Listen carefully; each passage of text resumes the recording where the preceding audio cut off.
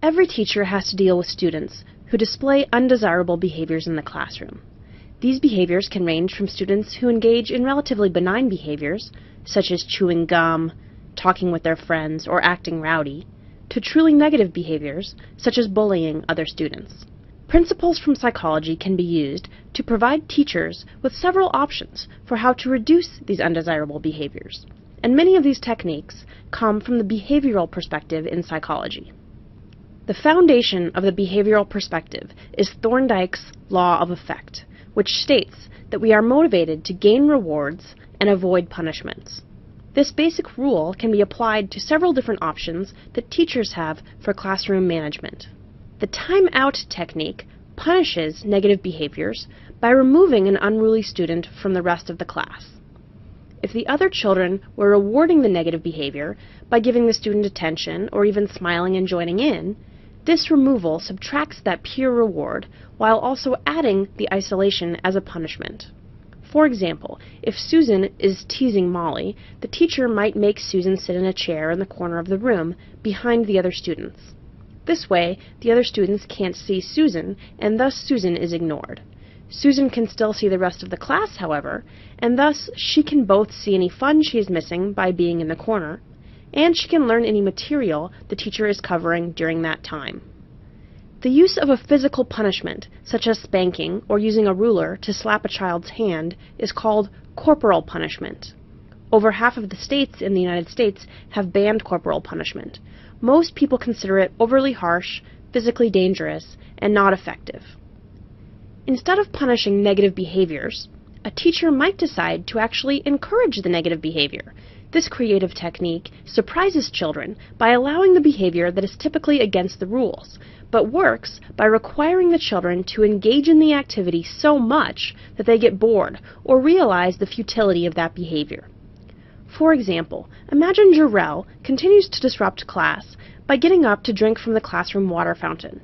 Instead of discouraging Jarrell, the teacher might stop the class and ask Jarrell to go up to the water fountain and stand there drinking continuously for 3 minutes straight. This will make the point that Jarrell should no longer be thirsty, and it may embarrass him by pointing out his negative behavior. This relatively light social punishment might motivate Jarrell to avoid the attention by focusing on his schoolwork.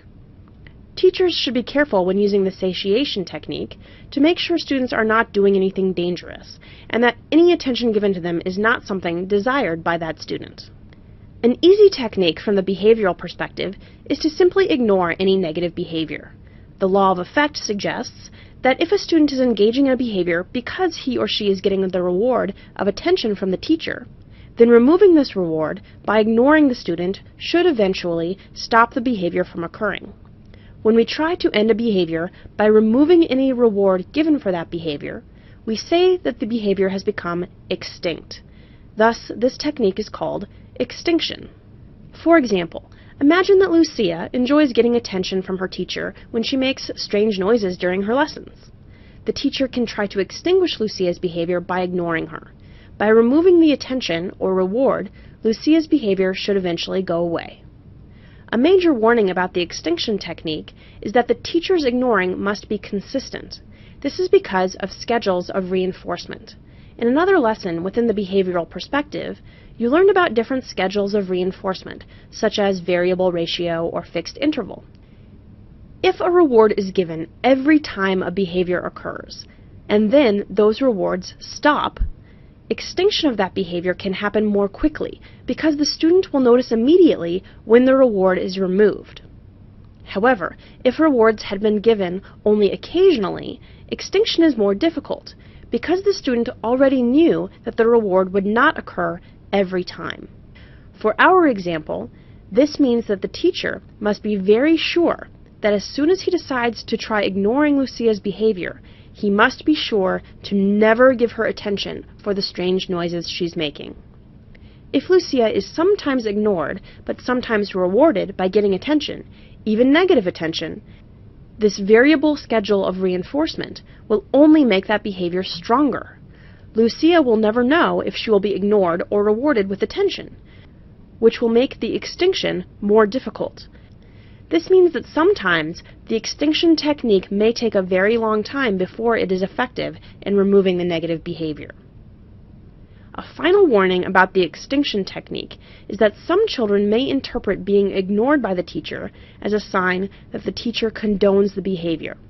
Thus, teachers must use this technique very carefully, and only for students who will interpret the ignoring response in the desired way. The techniques we've reviewed so far all focus on removing negative behavior.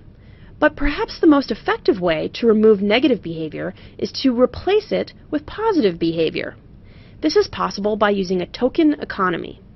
Here, children receive a reward each time they show a positive behavior. In a token economy, the rewards given are some kind of tangible item, such as a poker chip or a gold star posted on a board at the front of the room. Children can save up the tokens and exchange them for some kind of desired reward. Think of when you play skee-ball. When you do well, you get tickets from the machine, and you can exchange these tickets for prizes, such as little toys or stuffed animals. The more tickets you have, the better the prize can be. For example, let's say Mrs. Fukami wants her children to stop talking during study hall and instead read a book. Each time a student makes it all the way through study hall without talking, and instead, by reading a book, that student gets a gold star. Children can decide how to spend their stars. They could, for example, turn in 5 stars for free time playing computer games, or 10 stars for 5 extra minutes of recess, or even 20 stars for a book they get to keep. The benefit of a token economy is that it can be used for both discouraging negative behaviors, such as talking in class, and for encouraging positive behaviors, such as reading. In addition, token economies teach lessons such as patience and self-discipline, as children can save up their tokens for bigger rewards later. In summary, this lesson covered several techniques teachers can use to reduce negative behavior in the classroom, using ideas from the behavioral perspective. A timeout punishes students by isolating them from the rest of the class, by making them sit by themselves for a certain period of time. Corporal punishment is the use of physical punishment, such as spanking. Most schools do not consider corporal punishment appropriate. Satiation temporarily encourages negative behavior by letting students engage in the behavior so much that they either get bored, get embarrassed, or simply realize that the behavior is not useful. Extinction tries to eliminate behaviors by removing any rewards, such as removing attention by ignoring the behavior. Extinction may only work if the teacher is consistent and patient, and if the child does not interpret the ignoring as condoning the behavior. Finally, token economies reward children for good behavior by giving them tangible rewards that they can exchange for desired prizes or activities. All of these techniques work slightly differently, and teachers should choose techniques that both work well for their students and are approved by their principal and school.